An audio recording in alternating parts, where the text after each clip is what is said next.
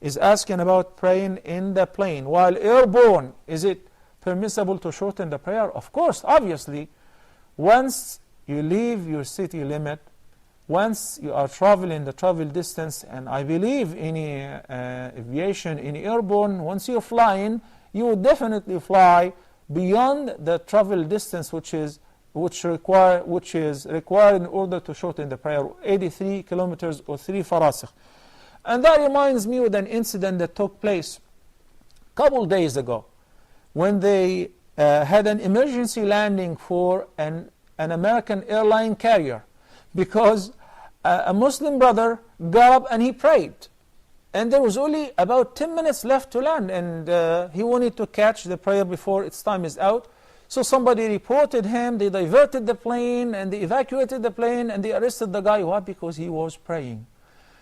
I know for sure that all over America, everybody knows the prayer of Muslims and how we pray. But it's become so silly when somebody hears me reading the Quran, or not even hearing me. When I open the Quran, he calls the attendants and he reports me to the pilot or to the captain, and the captain wants his name to be published in the Fox News and the CNN. Oh, we captured this guy. We got him, sir. We got what? Somebody was praying. Even in my seat has become so silly. Don't you ever talk about human rights, equity or equality or freedom anymore, because you're not worthy. You're not worthy. Muslims are being persecuted in America and in the countries which claim to be free countries. And this is just a recent incident. Sheikh Yusuf Estes was actually evacuated from the plane. He was forced to leave the plane. This is really silly. Racial profile, you name it. Discrimination, you name it. And once you land, they receive you with special forces from the plane. Why? Because you're a Muslim and you're working in da'wah.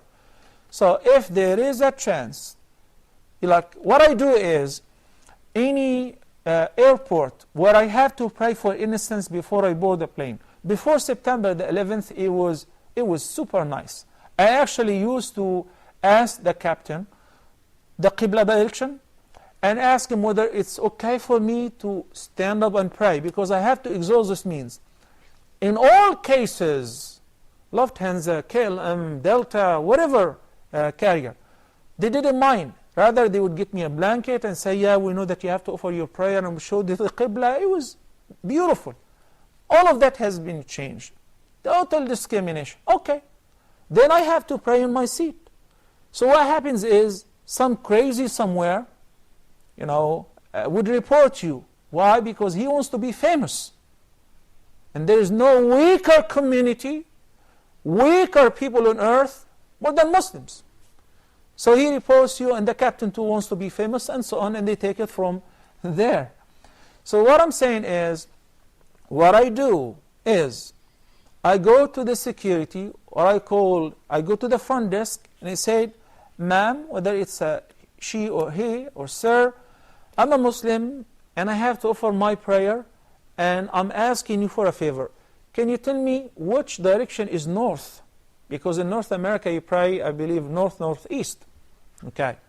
So, okay, she would help me out, and the security is fully aware. Okay, I'm going to pray here, and I'm going to spread my prayer rug, and I'm going to offer my prayer. Is this okay? I get their consent. And I like to record that as well, because you never know.